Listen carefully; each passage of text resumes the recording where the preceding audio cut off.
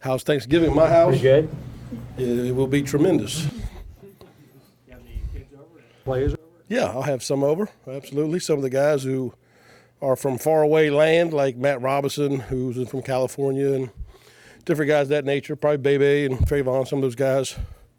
Good little ways. They haven't been invited out, so they told me they're coming. They've tasted Charlene's cooking before, so they were quick to say yes when they were invited.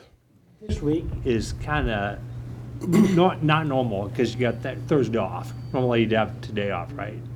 Yes. So how do you deal with that? Does that, what kind of problems does that present, or is it not a problem at all? Tell me how you work. It's not as much as a problem as much as it speeds up your routine. A little bit later night than what it normally was last night, but at the same time, you just get everything ready for today's practice, and we're on schedule, ready to go. So didn't really affect us at all. Last time Brandon was knocked out of a game, Matt hadn't had any real meaningful in-game snaps. What's your level of comfort with him should he have to go? Well, should he have to go, then I'll be fine with him.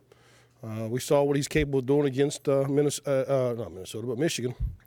And hopefully he's gotten better since then throughout the course of practice. And I just think the critical part of those guys like Matt, Isaiah, when you're in a backup role, when you get your opportunity, then how you perform obviously is important. But what's even more important, in my opinion, is how you learn from your mistakes. And hopefully Matt's learned from the mistakes back from the Michigan game. He's gotten better.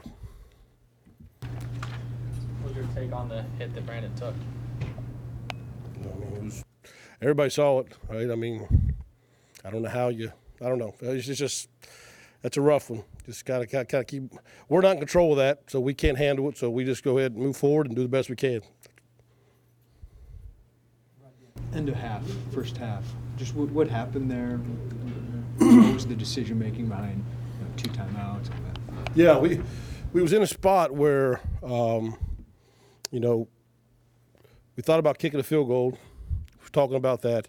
Was concerned because the wind was in his face and might be pushing him too far out of his range, so he wasn't quite in that range. It's a 3-point game, 16 seconds. We took the timeout to talk about it. And then as we talking about it, we was going back and forth and said, okay, we'll go for it. And then the clock got on us again. So let's just take our time. We got 2 timeouts. We're fine. Just burn one more. Let's make sure we get the right thing called, whether we decide what we want to do. So we talked about it, and we just thought, you know what? Our defense is playing well. Why not take a shot? Why?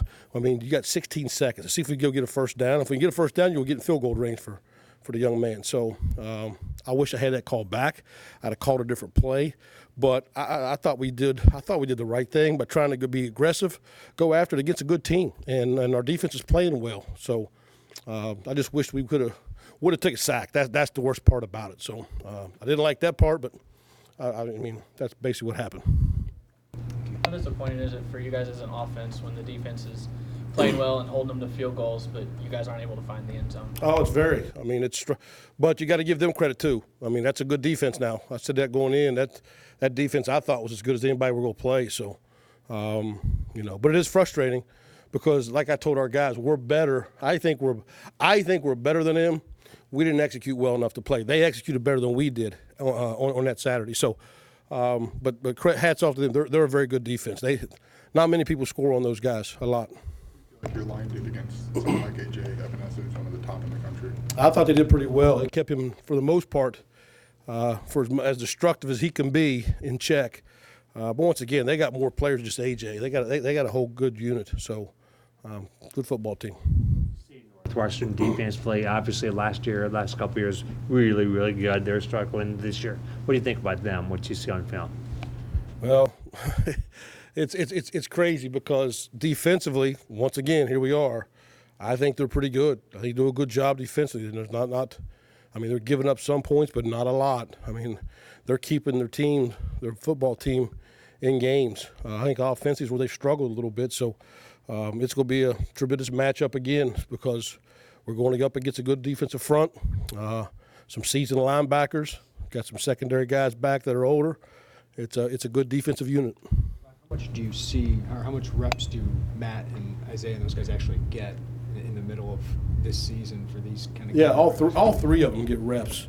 They've been that way. They've been that way all year. So I always try to get 3 quarterbacks reps throughout the course of practice Because like I said from the back of the beginning, we got to have 3 guys ready to roll at any time. So, all of them get reps. Some just get more than others. Yeah. Rod, this program hasn't had a winning season since 2011. You can clinch that with a win. Yeah. What would that mean? Well, I think it'd be huge. Obviously, I mean, it shows the steps that we're building. Be good for this program, good for this university, good for this football team. And we know the challenge at hand, and it's a rival game, right? Anything can happen in a rivalry game. So take all the records and throw them out the window and tee it up on Saturday, and go head to head and see what happens. But it'd be a huge step progress for us, I think, for us. Once you know your schedule past this weekend, what's the benefit of those extra practices going to mean to you guys? Oh, it'll be invaluable, just for the simple fact it's like having an extra spring ball for, the new guys, the young players, as well as continue to work on the camaraderie, the timing, all the things that go into to an offense and a defense for 15 more practices. So that's huge. We haven't been able to take advantage of that the last several years. It's been a while, right? So that's huge for us to be able to get Isaiah Williams, to get all those guys, Kyron Cumby, all those young guys who maybe not get quite as many reps as what they could be. That's 15 more practice, an extra spring ball. Then you get a spring ball as well, so it's huge for the continued development of our program. You mentioned that last quarter against Northwestern last year, he really started to see things turn. Did you see that from an offense perspective to kickstart this? You could see during that game that particularly in the second half, our kids were starting to gain some more confidence, I think, some more momentum.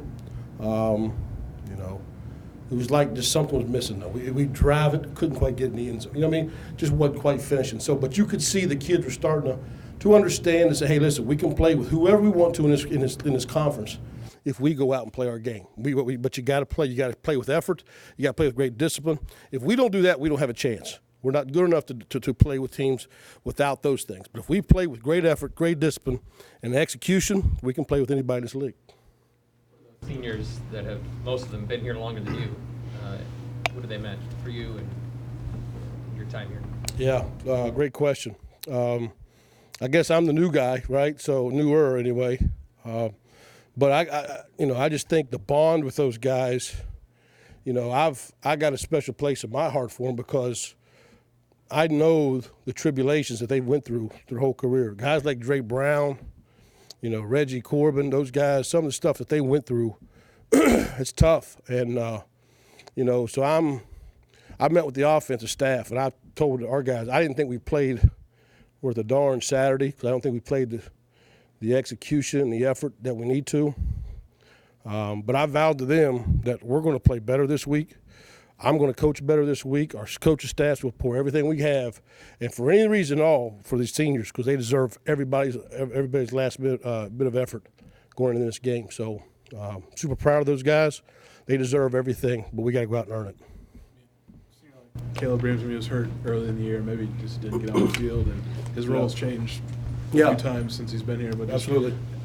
His presence, maybe, and the other seniors like him, just what have they added? Maybe just sticking around and maybe working through all of that. Well, once again, that's a voice of experience they can provide for the young guys, and they've kind of been there, done that, seen the worst of it, and they're seeing the fruits of our labor too. They're the reason, in my opinion, that we are making the steps. It's because of the foundations they've set, and we're continuing to build on those things. So I'm excited about those guys, and Caleb Reams, to me, brings a huge, huge impact to our offense, not just from an athletic standpoint, but also a mental standpoint, an experience standpoint as well.